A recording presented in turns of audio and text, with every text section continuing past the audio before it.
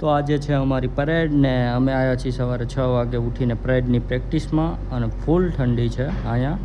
તો બધા ગ્રુપો આવ્યા છે પરેડની પ્રેક્ટિસ કરવા.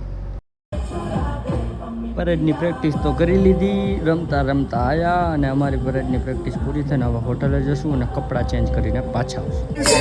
તો બધા ગ્રુપ તૈયાર થઈને અમે નીકળી ગયા છીએ અને આ બસમાં જો મોજ કરતા કરતા જઈએ છીએ. જોવો તમે લોકો.